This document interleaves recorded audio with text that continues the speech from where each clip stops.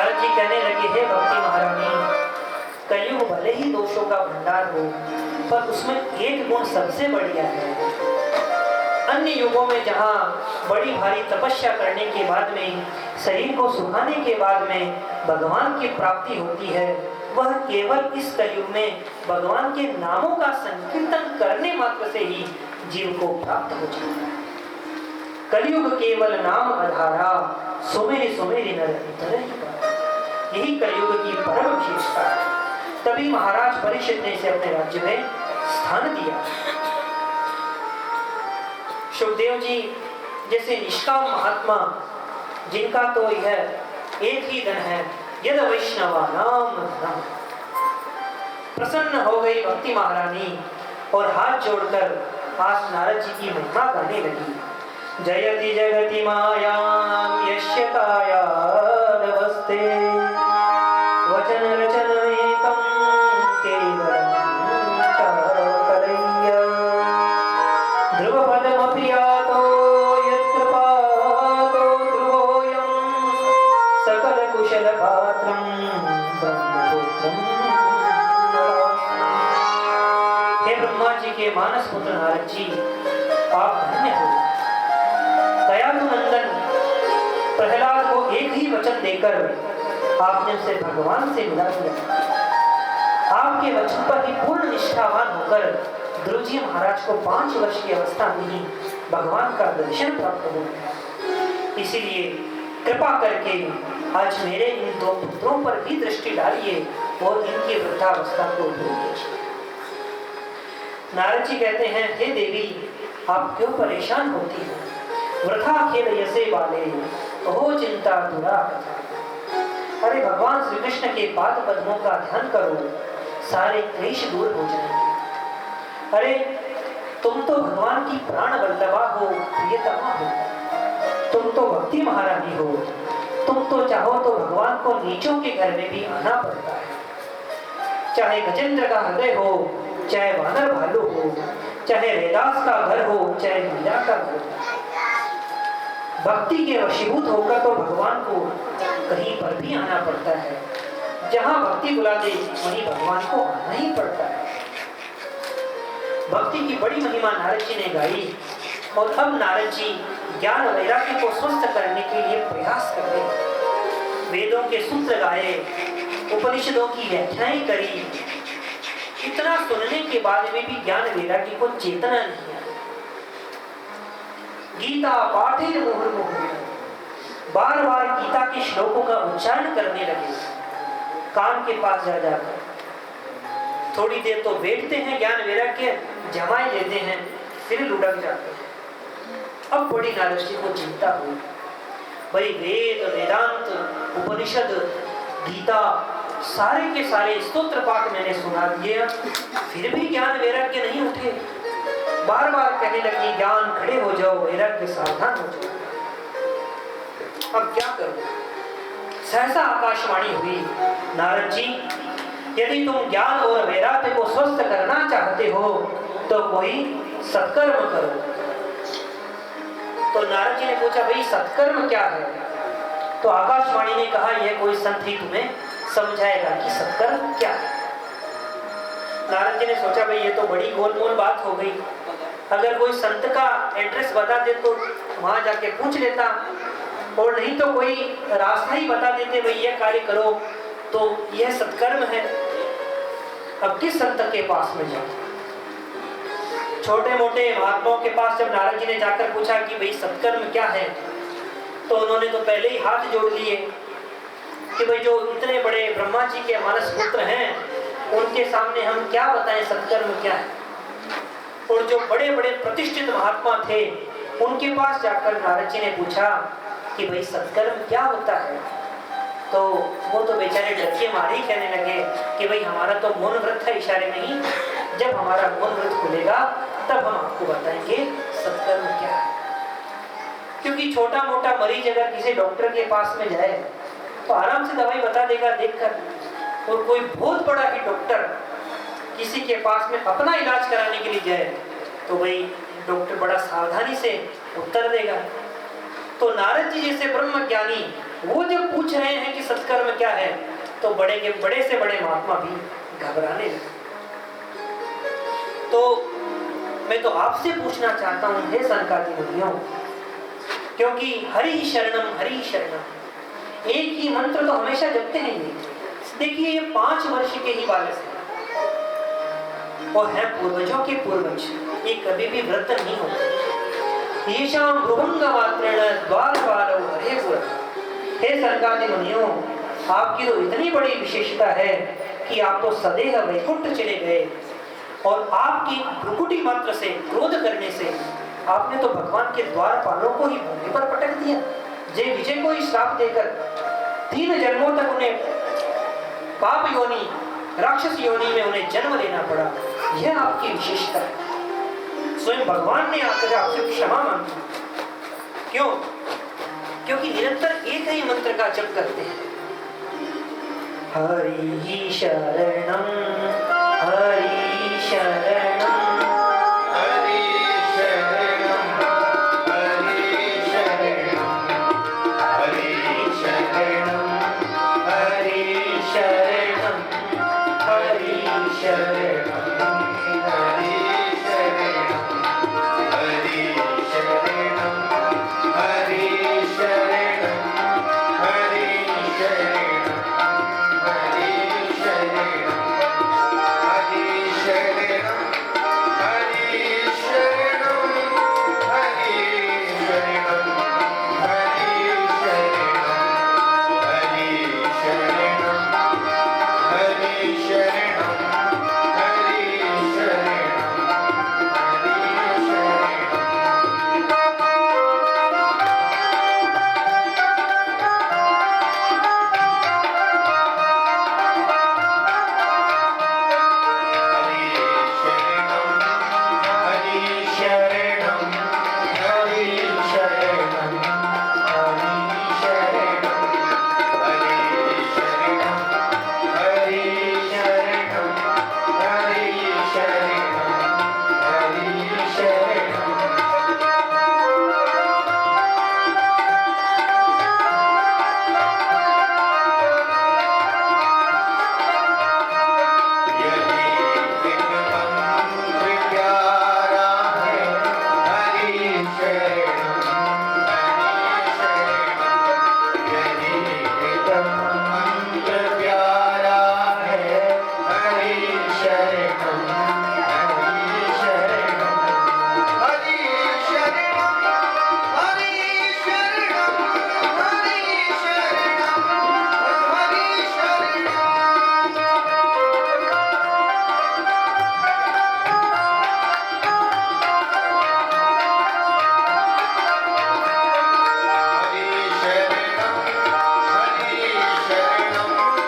हरि शरणम, हरि शरणम,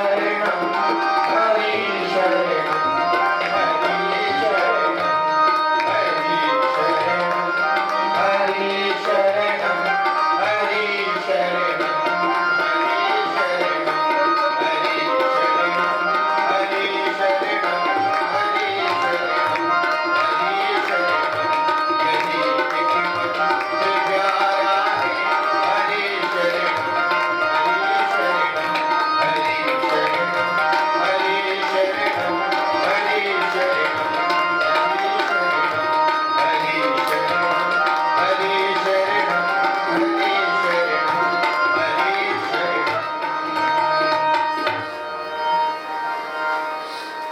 कुमार जी कहने लगे, नारद जी, जिस सत्कर्म का निर्देश आकाशवाणी ने किया है वह कोई और नहीं, श्रीमद् भागवतालापः सतो गीत शुकादि। श्री सुखदेव आदि मुनियों ने जिस गीत को गाया है उसी का नाम है श्रीमद् भागवत। और यही वह श्रीमद् भागवत है जिस सत्कर्म का निर्देश आकाशवाणी ने किया। नारद जी को बड़ा आश्चर्य हुआ, कहने लगे, सनकादि मुनियों, ये बात तो मेरी समझ के परे है। ये तो ऐसी बात हुई जैसे कोई व्यक्ति अपना इलाज कराने के लिए बंबई जाए, दिल्ली जाए, कभी अपोलो हॉस्पिटल जाए, कभी लीलावती जाए, कभी ब्रिज कैंडी जाए, सारे के डॉक्टर हाथ ऊपर कर दें और कोई मामूली सा नीम हकीम कहे कि लो ये मेरी चूर्ण चटनी चाट लो, तुम स्वस्थ हो जाओ। शंकराचार्य का भाई कैसे? मैंने वेद सुना दिए, वेदांत सुना दिया और गीता सुना दी, और ब्रह्मा जी से मैंने यही सुना है शंकराचार्य मुनियों कि जो भागवत है वह तो वेदांत के और वेदों के सूत्रों का ही अर्थ है, तो इसमें क्या विशेषता है? शंकराचार्य मुनि कहने लगे, नारद जी हमारी बात आप ढंग से सुनिए। भाई आम का फल है, खाने में कितना मीठा लगता है, अच्छा मीठा लगता है, लेकिन कोई यह सोचे कि भाई आम का फल इतना मीठा है तो क्यों ना आम के वृक्ष की जड़ को ही खा लिया जाए। तो आम के वृक्ष की जड़ खा ली तो दांत टूट के नीचे गिर जाएंगे पर कभी भी मिठास नहीं मिलेगी। अभी तो बात तो सत्य है कि आम के फल में जो मिठास है आखिर आई तो आम की जड़ से ही है। दूध से घी निकलता है, कभी कभी घी से पोड़ियां बन रही है, पोड़ियां सीख रही है और घी कम पड़ जाए, कहीं कहीं भाई घी कम पड़ गया तो कोई बात नहीं, दूध डाल लो, आखिरकार घी दूध से ही तो निकला है, पर क्या दूध से पूरियां बन जाएगी? शक्कर से मिठाई बनती है और शक्कर बनती है गन्ने के रस से, और गन्ने के रस से मिठाई बनाना चाहो तो मिठाई नहीं बनेगी, मिठाई तो शक्कर से ही बनेगी। तो नारद जी उसी प्रकार वेद रूपी कल्प वृक्ष का ये जो फल है वह है श्रीमद् भागवत। इसलिए इसकी जो विशेषता है वो समस्त धर्म शास्त्रों से अलग है और प्रमुख है। कलयुग में मुक्ति देने वाला इससे बड़ा कोई ग्रंथ नहीं है। यही वह सत्कर्म का सूचक है जो आकाशवाणी ने किया है। अब तो प्रसन्न हो गए नारद जी और हाथ जोड़कर कहने लगे, अरे धर्म शास्त्र अध्ययन तो हम किसी भी ग्रंथ से कर सकते हैं, लेकिन उसे समझना बड़ा कठिन है। जब तक आप जैसे महापुरुषों का सत्संग प्राप्त नहीं होता तब तक विवेक की प्राप्ति नहीं होती। भाग्योदयेन बहुजन्म समर्जितेन सदसंगम चलबदे पुरुषो वद। अनेक जन्मों के जब पुण्यों का उदय होता है तब जाकर इस जीव को सत्संग प्राप्त होता है, और सच्चे अर्थों में जब जीव सत्संग करता है तब ऐसे विवेक रूपी सूर्य का उदय होता है जो हमारे अज्ञान के अंधकार को दूर कर देता है। यही बात रामचरितमानस में गोस्वामी तुलसीदास जी कहते हैं, बिनु सत्संग विवेक न होई, बिनु सत्संग विवेक न होई, राम कृपा बिनु सुलभ न सोई, बिनु सत्संग विवेक न होई, राम कृपा बिनु सुलभ न सोई, आवत ही सर अधिक कठिनाई, आवत ही सर अधिक कठिनाई, राम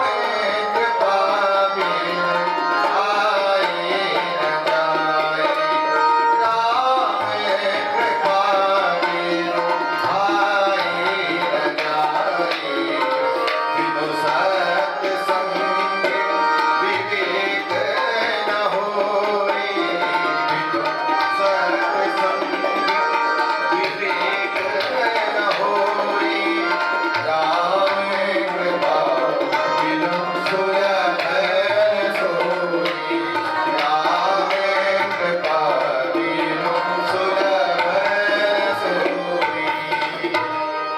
सरकारी मुनि कहते हैं, नारद जी सत्संग के सरोवर में डुबकी लगाने का सौभाग्य तो उन्हें ही प्राप्त होता है जिन्हें भगवान अपनी कृपामयी चुंबक से खींचकर बुला लेते हैं।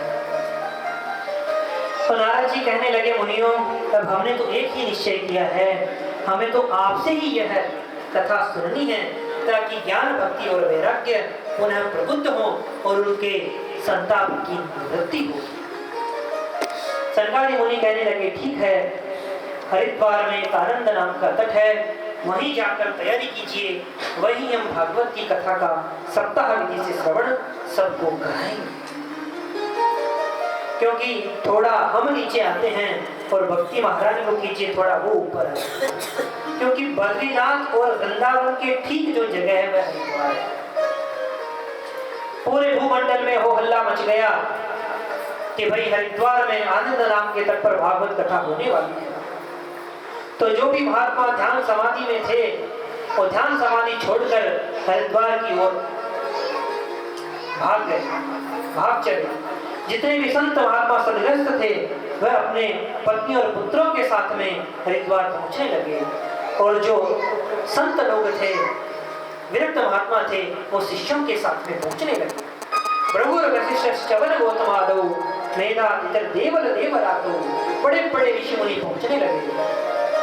और जो कुछ अपने गर्व के कारण नहीं गए उन्हें भृगु मुनि समझा कर ले गए, अरे चले चलो, इतनी कथा हो रही है, पवित्र हो जाओगे, कथा सुने हमारे साथ चलो।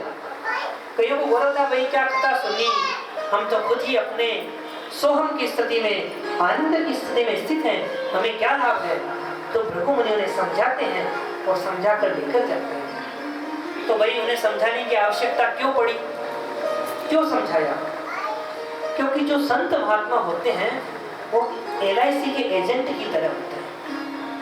LIC का एजेंट जब आपके पास आता है तो जो भी पॉलिसी की विशेषता इतनी आपको बताएगा, योगक्षेमम वहाम्यहम्, वो आपके इतने फायदे आपको गिना देगा कि आप भी आश्चर्य में हो जाओगे। ऐसा लगता है जैसे उसको कोई फायदा ही नहीं हो। अभी तो जितनी वो ज्यादा पॉलिसी कराएगा उसका कमीशन उसके अकाउंट में पहुंच ही जाएगा। उसी प्रकार जो सबसे ज्यादा, जो संत सबसे ज्यादा श्री वैष्णव बनाता है वह भगवान का सबसे ज्यादा लाडला बन जाता है। इसीलिए नारद जी भगवान के सबसे ज्यादा लाडले हैं। ध्रुव जी को, प्रहलाद जी को, अनेक लोगों को उन्होंने भगवान के चरणों तक पहुंचाया, इसलिए भगवान के सबसे लाडले नारद जी। इसी प्रकार प्रभु जी भी सभी को उनके गौरव को शांत करके समझा रहे हैं। चलो हरिद्वार में कथा हो रही है, सुनो। मिट्टी के रेत का सुंदर एक बालू नवयुक्त निर्माण करके व्यासपीठ बना दिया। सनकादि मुनि उस पर विराजमान हुए। जय शब्दो नमः शब्द शंख शब्द सदैव, जय जयकार होने लगी, भगवान के नामों की जय जयकार होने लगी। कोई नमः नमः और कोई शंख की ध्वनि बजाने।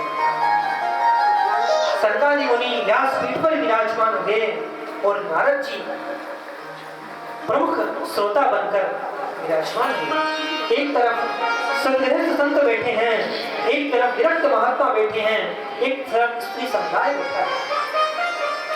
सनकादि मुनि कथा प्रारंभ करते हैं और कहते हैं, सदा सेव्या श्रीमद्भागवती कथा, यस्याः श्रवणमात्रेण हरिश्चित्तम् समाश्रये।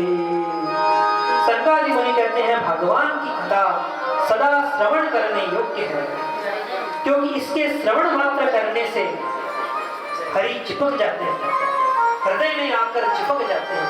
हरिश्चित्तम समाश्रये, देखिए दो शब्द हैं, एक है चित्त और एक है चित्त। एक चित्त में तय दो लगे, तकारो विषयाध्यास है। जब विषयों का चिंतन छूट जाता है तब व्यक्ति चित्त स्वरूप में परिणित हो जाता है। चित्त सच्चिदानंद रूप है, सच्चिदानंद नाम भगवान का है और चित्त नाम भी, चित्त नाम भगवान का है।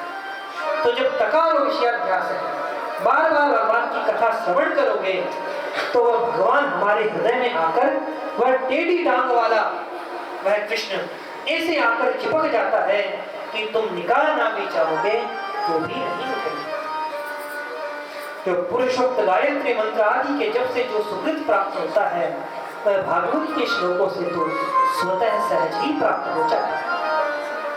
अरे हम तो यह कहते हैं मानव तन पाकर भी जिसने इस अमृत में, भागवत अमृत में अवगाहन नहीं किया, इस गंगा में आचमन नहीं किया, वह तो चांडाल के समान है।